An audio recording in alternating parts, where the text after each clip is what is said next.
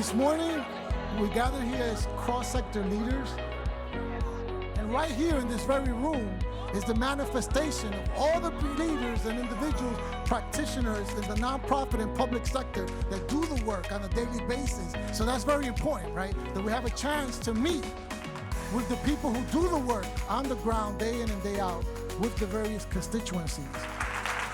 Today, what we want to say that's different about this conference is that we don't believe in splintering off. We don't believe in going into one section. You can do that at many other conferences. What does it mean to be side by side hearing the same thing? If we want people to get outside their silo or recognize that they are working outside their silo, then we have to care about issues that go across. We, the people in this room, everyday New Yorkers, should be the ones to make the change that we want to see. It is upon us to find the solutions that will address the multiple crises rolling our city.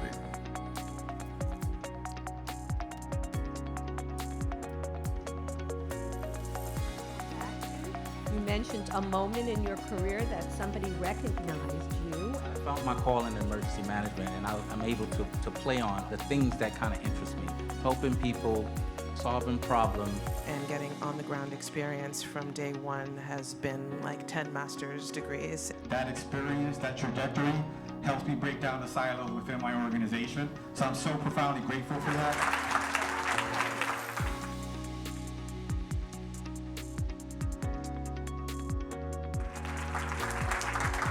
One of the big issues that's coming up for older adults is the issue of isolation. Never position it that it's youth services versus older adult services. It is a bridge, it is a city that's age inclusive. It's important, which is another theme I heard from you, that we look at young people in a holistic way and not just look at whatever the diagnosis is. You know, it's not enough for us to publish on these findings. We're advocating. We're trying to get this work out into the communities. Right.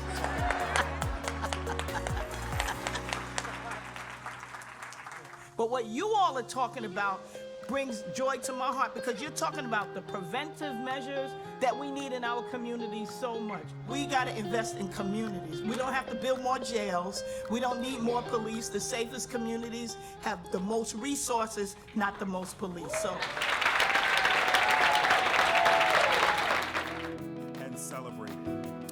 So the fund could not have selected a more perfect leader to serve as today's keynote speaker. They could not have known the role public schools would play in my life. School was the one place in my life that was safe, nurturing, and consistent. And I know so many of you are providing that space, whether you are working in schools or working in after-school programs. And so even in the wake of 2 egregious Supreme Court decisions that could harm our DEI efforts at SUNY, our resolve to provide opportunity for all has never been stronger.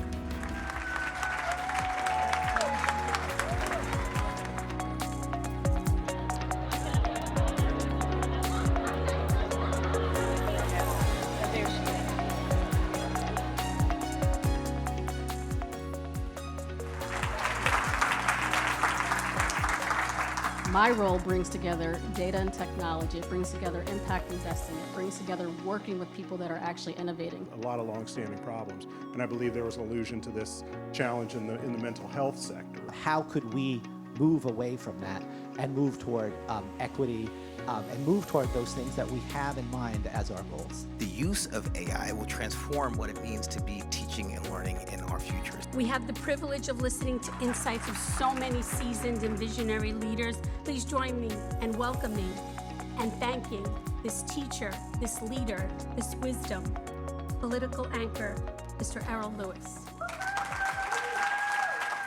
You're all very ambitious, and that is a good thing. And I want to try and do what I can to maybe help you turn that ambition into action. We need to hear from you. You need to be heard from. I am asking that you insist, raise your voice publicly, that facts and fairness and values all matter. You have a lot of credibility. Let me urge you to spend down some of it.